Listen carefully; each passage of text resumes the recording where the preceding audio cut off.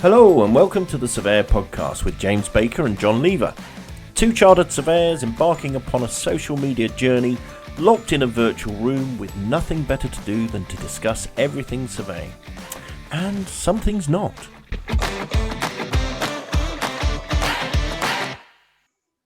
So, hi everyone to the Surveyor Podcast. I'm John Lever and my co-star. It's the first time I called you a co-star. My co-star James Baker is over there somewhere. If you're watching it, he's on my right, your left, or in the middle, whatever. And we've got Sam with us again. So Sam, if you've listened to our previous podcasts, Sam is our pet APC candidate. I'm going to call you, mate. All right, pet. Okay. No, Sam has been fantastic and said he'd come along and give an insight into certain things he's doing, and absolutely really beneficial for APC. So today we are talking around how Sam got himself into APC and his APC journey so far. So I'm going to launch off, if I may. So Sam, just give us a quick heads up. So education wise, because a lot of people come to surveying by many different ways and routes. And if you guys have listened to James and my how did we get or who we are, you'll notice we came through very strange routes. Did you ever want to be an architect before we go anywhere? No, I didn't. Right. Okay. He's broken the mold, James. Everyone else we know wanted to be an architect first, and then decided to be a surveyor. So that's cool. Okay. Well, tell us your education part then. How did you get to signing up for the APC, basically? Sure. As you've alluded to, it wasn't the particularly a standard route. I'm not sure if there is a standard route. Maybe a bit more common these days. But I finished school at 16 and went to do an apprenticeship at a garage fixing cars. I did that over the summer, and after about 6 or 8 weeks, the penny dropped, and I thought this isn't for me. So managed to go back to school. Hadn't missed any of the semesters or anything. I went back to school, did sixth form, and then went to university. Did a foundation degree in building surveying. Then moved on to the full degree of building surveying, and finished uni and did a little bit of building surveying work. It was probably of benefit, but maybe not the best suited, and kind of disappeared and fell into other jobs and ended up living in France for a while in the Alps, which is another story for another time. And then I came back from France and I got offered a job with Maersk, the Danish shipping company. Yep. And that was local to home. And I worked there for 5 years, training people who worked onshore and offshore on wind farms predominantly, and a little bit of oil and gas stuff as well. And I traveled around, spent quite a bit of time in Belgium, quite a bit of time in Holland, and then across a lot of the wind farms in the UK. And that had its shelf life, got to a point where, again, I wasn't particularly comfortable and I was getting itchy feet, and spoke to a friend from university who used to work at the company where I am now, came in and spoke to a few of the partners from the company. They offered to let me do some work experience, did some work experience, and then they offered me a job, which was quite a shock. And I took a few weeks to think about it and then took the jump. Oh, excellent. Okay. So yeah, quite an interesting meandering way through it. So Yeah. what made you leave school at 16? Was it just A levels weren't for you and you'd kind of thought it's not happening, or? Potentially a lack of self-confidence in my actual ability. I wasn't particularly academic, but that didn't mean that I couldn't get things done and I couldn't figure it out myself. But yeah, maybe some naivety that I could do A levels, go to university, and kind of progress that way instead of a solely practical job. Yeah, and so when enrolling on the APC, if you don't mind me asking, what sort of age were you when you enrolled then? So I am 33 now, so I enrolled on the APC last year when I was 32. Okay, so yeah, so a lot of candidates might be coming to this probably 10 years in advance of you, aren't they? Sort of out of uni, Yeah. 22, 23. So, but do you know what? University of life and all that. So I'm sure it has its benefits. So yes. Yeah. Okay. Cool. Sorry, John, I'm just going to jump in there. So Sam, before we go any further, and John's already asked you about the architect question there, but why building surveying? I ask myself this every day. Well, I've always had an interest, whether it was at the front of my mind or not. And when I went back to do my A-levels at school, a good friend of mine, he was doing building surveying.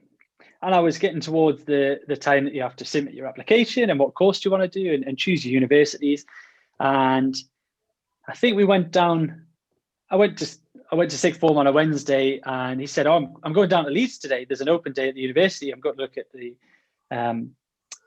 course and the uni." So I was like, "All right, that's an excuse to maybe miss some lessons today and go down to Leeds." So we went down to Leeds and I looked at the open day, and that kind of got the ball rolling. I did a bit more research, and I spoke to a family friend that ran a building contractors to try and get an understanding of what was within the job and what sort of thing it entailed.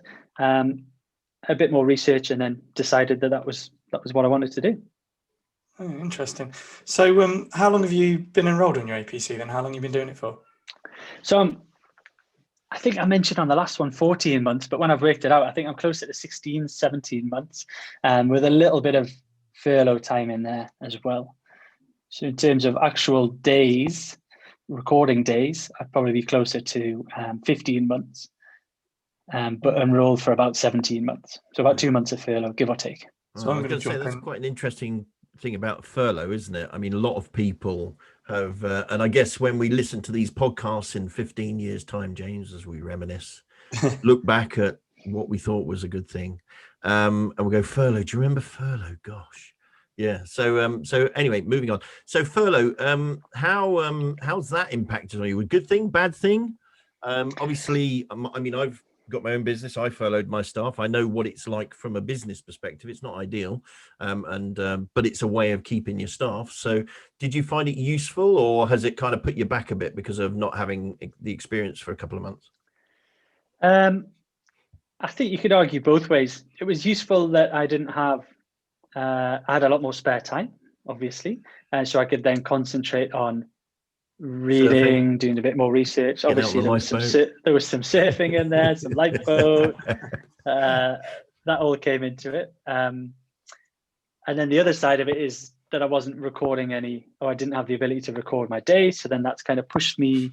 In theory, I probably could have sat in session 1 this year, but right, it's pushed me into session 2, which is. So what did you lose? Was it 60 days? No, it wouldn't be. Would it be 22, 44 days? Was it 2 months? Yeah. I mean, that's still quite a chunk, isn't it? That's yeah. That's a fair amount. Yeah. Okay. But not the end of the world. I've got plenty of time to prepare, and what difference does 6 months make on 20, 30 years? Yeah. Well, that's a good attitude as well, I have to say. Yes. Yeah.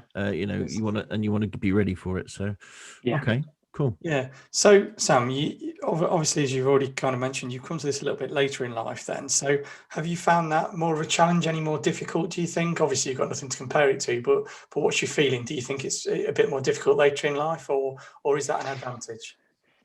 I think at the stage of my life that I don't have any dependents, I don't have any kids or anything like that, that it's probably to my benefit that I'm doing it now. I'm definitely a lot more mature. And I've got a lot of skills that I've got from previous jobs and inherited that aren't always as obvious, that have allowed me to become quite, what's the word I'm looking for? Don't know, mate. Not going to help you. Just let me scream for another. Yeah. I'm enjoying this. For those of you who aren't watching this, Sam's currently looking at the ceiling. Yeah, so yeah. We could narrate it, couldn't we? So he's if you look to the top, he's waving right, his pen around. If you look to the top right, you're thinking counting the lights. Top left. If you have you come up with a word yet? Giving me more direction. Let's go. See, I bought your time. You see, that's what it is. It was yeah, moved it on for you. Yeah, so direction. Okay, in what way? A bit more direction that I know exactly what I want to do. I know exactly what I need to do to get there, and I can split it down into manageable chunks, and it's a big task, but more than achievable. I mean, what I would say, Sam, is so obviously we don't know each other that well, and I've only our paths have crossed from the Lever Wednesday workout, the APC roadshow, but from the outside, from where I sit, I would say that direction is probably a good word, and you seem very focused and very driven, but also very in control of what you're doing, and it's well planned, which probably I would say maybe a lot of younger APC candidates maybe don't have. For what reason, I don't know, but maybe that is an age thing. Maybe that's giving you that ability to plan and manage your time much better, and clearly with everything that you do, then that's a skill that you really need. Yeah, I think if I was to be in the position I am 10 years ago, I don't think I'd be giving it as good a crack as I am now. No, that makes sense, and again, that's University of Life speaking as well, isn't it? So, Yeah. we'll have a chat with you, and I'm going to invite you back for another podcast at some point. We'll talk about your career change. Tell us all about these different jobs you've had. They sound quite interesting. Yeah, there's many that'd many be cool. extras to add. Yeah, excellent. Okay, so the experience you're getting at work, and so what experience are you getting, and is it good for what you're doing with the APC, or have you had to look at sort of other sort of learning and experience opportunities? So I work for a relatively small firm in Newcastle, and when I was enrolling on the APC, I had quite a few discussions with friends of the benefit of small firms over large firms. Not to get into it in too much detail, but the firm that I'm at now has allowed me to get a really good visibility of everything that I need for my APC. So anything that I think I'm short of, I kind of raise my hand up and say, oh, I'd like to get some more experience of this. And it's never been a problem. And they're always very willing and okay, well, I've got this coming up. I've got this coming up. You can come and help me with this, or I've got this that might come in the next few weeks, or I'm doing this project that encompasses some fire safety. Why don't you research X, Y, and Z and come back to me on the requirements for means of escape, whatever the scenario is. So I think the flexibility of a small company is that I can pop my head up and say, oh, I'm short on this to any of the partners, and they say, okay, well, we've got this. How does that sound? Then from the outside, the benefits of maybe working for a bigger company would be that they might have an APC department that's going to help you. But I think I've kind of mitigated the APC department with growing my network and having a study group and attending the Wednesday workouts and a lot of the other webinars that are available to bridge that gap. Yeah, no, it's certainly, I mean, you know, we've certainly seen you kind of engaging anyway, so I think that's been sort of very sort of admirable. Now, you can name check your firm if you want to give them a shout out. Yeah, that's allowed. Yeah, it is allowed if you want to, and then we'll leave it up for this one. Sorry. We'll leave it up for this one. We'll leave it hanging. It's been hard to get, James. We'll report him to them. We'll find out who he works for. All right. So I'm going to go for the next question as well, James. Yeah, I don't really care that it's whether it's your go or not. How are you approaching your APC then? So moving on from getting good experience, you know, what sort of processes now? We talked a little bit about building surveyors being a bit OCD before, and I think we've definitely guaranteed that you are. So I reckon there's a bit of structure in there, but you know, how are you approaching it? What have you found the best way and a good way to do it? So as I was relatively fresh to the industry when I started, just before I enrolled on the APC, my approach to it was to engulf myself in everything that I could do, whether that was going to matrix events, whether that was going to any CPD that I could, whether it was on a Monday evening, on a Saturday, as it's become the norm now in terms of webinars, trying to speak to people on LinkedIn, go in my network and in a study group as a result of the Wednesday workouts, and reading as many things as I could just to get into the mindset of even knowing the language, knowing how you would phrase things, knowing who's doing what, and yeah, in short, just engulfing myself in as much information and then picking out the bits that actually made sense to me or that were going to make a difference. Okay. So that was kind of my first approach. And then after that, a bit more structure in terms of, right, well, I've started on my APC. I know that I need to do X, Y, and Z. In what order am I going to do those? So giving it a hierarchy of some of your experience, I need to get those level 1s done. The level 2s and 3s will come in due course. All right, case study. Well, I've got 10 projects that I could choose from. How does each one hit the competencies I need it to even, excuse the stutter. And then thinking about my presentation and watching other people's presentation and doing Q&A sessions to get the ball rolling and be confident that be able to answer questions succinctly and fast. Yeah. Okay. So, I mean, yeah, certainly approaching it and also approaching it early, which is something we're always banging on about, aren't we? Going, don't leave it till month 22. We are. You should be kind of engaging right at the outset. So it sounds like you've done that. Did you find when you started off, you said absorbing a lot of information and data, did you just find it was a bit sensory overload, or did you kind of keep a lid on it and manage to keep up with it all? I think there was definitely points where a sensory overload or too much information, or getting to the point of thinking, oh, this is too much, it's too big a task. And I can't remember who said it, but there's I always go back to this quote that uncertainty is the only certainty. So things are always going to change, and the only thing you can rely on is that things are going to change. You can't plan everything. It's never going to be perfect. So kind of repeating that back to myself works for me. Do you want to use this as a bit of an opportunity, Sam, just to plug your study groups? Yes. So it's a nature of its own success at the moment, because the group's getting bigger and bigger, and it's becoming unmanageable. Not unmanageable, but challenging at times. It would never be unmanageable, James, because he's got a diary for it. Yeah, sorry. Challenging at times, but not to digress. So I'm part of a study group, or there's a few of us.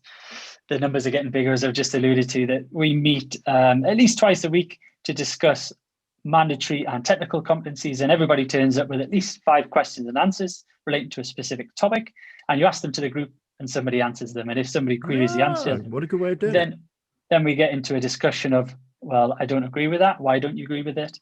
And any points that we leave with in terms of, well, we didn't agree on this, somebody has to come back and report and say, no, I've read it in this document, or I've got this guidance and it says definitively that this is the answer. So and in addition to that, we've got an APC Q&A master spreadsheet that at the end of those sessions, everybody then uploads the questions. So then as time goes on, we build up a good stock of questions, which are then linked to the competency, which are then linked to subject areas. Very impressive. Yeah, very impressive. I mean, I must admit, I was quite impressed when I heard about your APC study groups, and as I've said to you, I will try and find time to attend them. Yeah, I think I've been promising for the last 9 months as well. The invite. I've been promising for about 3 weeks, John. So. Oh, all right. Well, I stand corrected. It's just me being a lightweight. It's just you, but no change there, eh, John? No. So Sam, have you got any advice that you probably give to those that are maybe just starting out on their APC journeys? Yeah, we can link this one back to the previous question. Is that I guess it's dependent on when you're joining or when you're starting your APC journey and what experience you've got before that. But because I was coming in relatively fresh, and that my approach was to kind of jump in at the deep end and then figure out a plan of how I was going to approach it. I think John mentioned this before. There's a lot of people that sign up, have an idea of what they think they need to do, but maybe not the ins and outs of it. So it would be jump in at the deep end and come up with a plan within the first few months of what you're going to tick off at certain dates, which worked for me. Planning your meetings with your supervisor, counsellor, however you're doing it, whether they're internal or external, and to engross yourself in what you need to do. It's not a small task, and as if you speak to anyone, they're not going to say it's an easy task by any means, but it's more than achievable. And if you're not ready to sit, don't sit just for the sake of it, whether that's pressure from yourself or pressure from your company. I would say only sit when you're ready. I think that's good advice. Yeah, I was cracking. I mean, going back to my APC, I had way more diary time than I needed. I probably had sort of getting on for about 3.5, pushing towards 4 years by the time I actually sat the assessment, just largely because I personally believed that I wanted to make sure I got the right varied experience before I put myself forward and sat.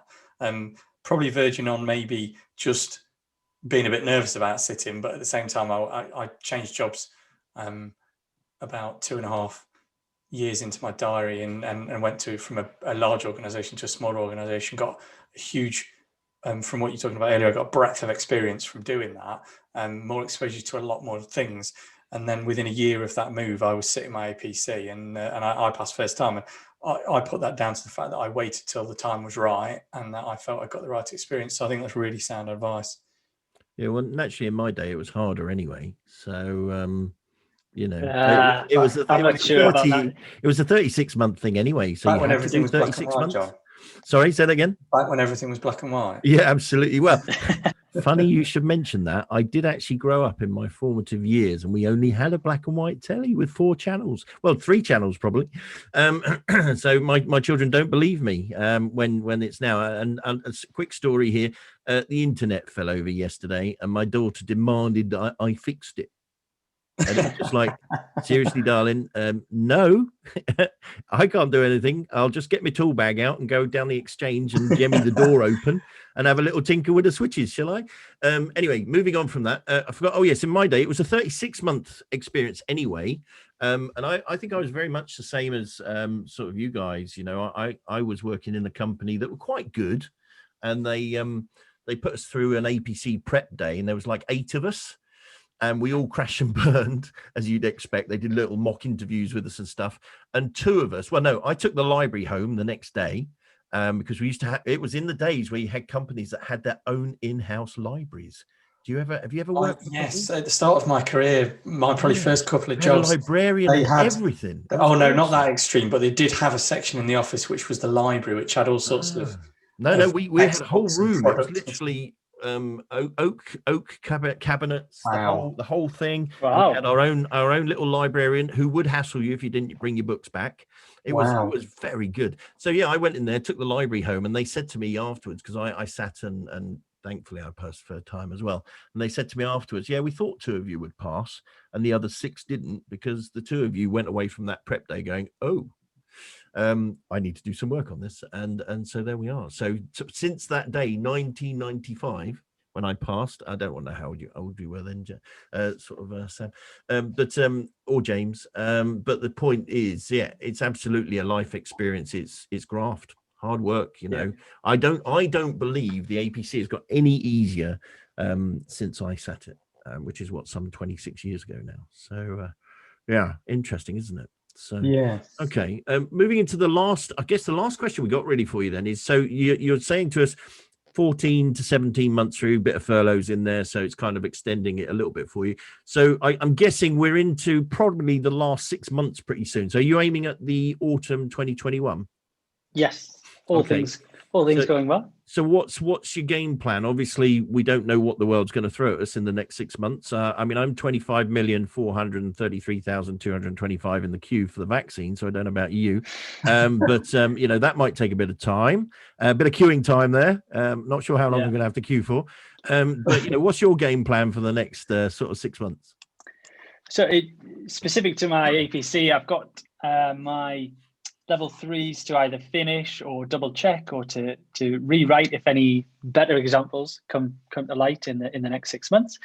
I've got my case study selected, which is approved from my counsellor. I've got my case study to finish, and I've got my presentation to finish, which I've been using the APC Wednesday workouts as practice for that.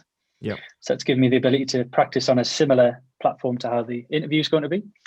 Then in addition to that, it's sticking with the Q&A study group that I've got. That'll probably start to ramp up with asking questions. So I've got some study cards that my fiance is going to ask me. I'm not sure if she knows that yet, but that'll become a regular thing. You can listen to this and you can break the news, can't you? Yeah, I'll see. I'll tell you what reaction I get next time. Yeah. But to be fair, she went turn it with a black eye. Yeah, it something to do. It was a shout. It was a shout out. I got. It was on the life. I walked into a door. Walked into a boat. But to be fair, in my defence, she's a chartered accountant. So when she was studying, I would say I helped her with hers. So she has to repay the favour, surely. Yeah, she owes you. Absolutely, yeah, and I think she owes you big time there. Then, so no, that's cool. Yeah. And obviously, it'd be remiss of me not to pick up on the fantastic link you threw in there about the APC road shows. which we run every Wednesday at 12 noon. Come along and find out about them. What have you found useful about those then? I mean, we've been running them. We started out, to tell the truth, because of furlough and redundancies, and we wanted to be out there to help people who were, caught up in furlough and to kind of just be in effect, a community, really, something that they could go and be part of every week and not feel a little bit out in the cold, because a lot of people, furlough was quite a lonely place. So that was our intention of it, and also APC support. But what have you found? Because how long have you been coming? You've been coming since March when we started. If I wasn't at the very start, it wasn't late after that. Yeah. So literally end of March we started. So and then we changed the format in July because I was getting bored. Yeah. So the initial benefit that it gave to me was I work for a small company. I'm the only one that's working towards my APC, and although the partners in the company are chartered, I think the most recent was probably about 5 or 6 years ago. So the process has changed, and it's maybe not at the front of the mind. So it gave me a group to discuss and to get some direction of what should I be doing, what should I not be doing, and cemented what I need to be doing, the correct approach in my mind. And then it's built my connection in terms of having people that I know that I can speak to in the Q&A sessions and the study group. So it's definitely been part and parcel. Okay, what do you think is the best bit out of all the features that we have? I think it's the assessor rant myself, because they're always good fun. Yeah, the assessor rant's good. The main one of those that hit home was don't finish your presentation with asking for questions. Oh yeah, no, absolutely. Now, would you like to ask me your questions? Yeah, we would actually. That's why we're here. Funnily enough. How did you know? If you'd not asked that, I was going to send you out the room and say that's it. I thought that would be it done. Yeah. and then all of a sudden, there's us joking about it here. And on the day at the assessment, it'd be, thank you very much. Now, if I could hand you over to the professor. Yeah, when the nerves get the better of me, it might be a different story. But that's to kind of backtrack. The assessor rant is definitely something that a benefit. To be honest, for my benefit, it would be those initial sessions that start off, whether it's talking about the rules for members. So we're doing the CPD hot topics. Yeah, the CPD thing has given me a greater awareness of the documents that are available, whether they're RICS documents or whether it's team working from Belden or whatever the scenario is. It's given me a greater awareness of what there is actually out there. Yeah, that I need to have awareness. Yeah, I mean, what I would say is, even as a chartered surveyor of many years now, those sort of CPD sessions that are in the Wednesday workout, I've even found quite interesting on one or two of them, quite useful. One as a refresher, or even, I might have picked up one or two new things that I wasn't aware of. So, I think they're good. And I would say, as an assessor and part of the assessor rant, I always quite enjoy those. Yeah, no, I think so as well. I mean, they're great opportunities, aren't they? So great for people to come along to. So, okay, well, thank you for humouring me and letting me plug that mercilessly at the end of our podcast. But I think we've come to the end of Sam's "How did you get to where you are?" and get onto the sort of APC sort of one. So thanks again, Sam. Really appreciate you dropping in with us, and I'm sure there'll be plenty more topics that will come back to you. We seem to have lots of ideas around those. So as always, people, don't forget to subscribe, and don't forget to come along and see what we're up to next. I'm sure we'll be telling you anyway, but hopefully you'll find them interesting, exciting. Leave some comments for us, send us some topic ideas, and as we kind of wrap up, I think that's everyone done. As always, stay safe, wash your hands, and don't lick any strangers. Yeah, indeed. Cheers. All right then, take care, everybody. Bye. Bye. Hello there, and thank you for joining us for our latest episode of the Surveyor Podcast. We hope you enjoyed listening to it as much as we enjoyed making it. Don't forget to subscribe at all your favourite podcast providers: Apple, Google, Spotify, iHeartRadio, and so on. Also on Twitter and Instagram at SurvPod, that's SURVPOD. You can also get us on YouTube. Click the subscribe button, and don't forget to click the little bell. It tells you when we post our latest content, and on our webpage, survpod.com. Don't forget to leave us your reviews, comments, suggestions, and of course any questions. And finally, if you want to come along, join us at a future episode of the Surveyor Podcast, send us an email to survpod@gmail.com. If you like what you see and hear, tell your friends. Let's put surveying on the map. Stay safe, wash your hands, and don't lick any strangers. Bye-bye for now. The Surveyor Podcast is a copyright to Lever and Invise Limited production. We suggest you come up with your own ideas and not copy ours. Thank you. Catch you again soon. Bye-bye.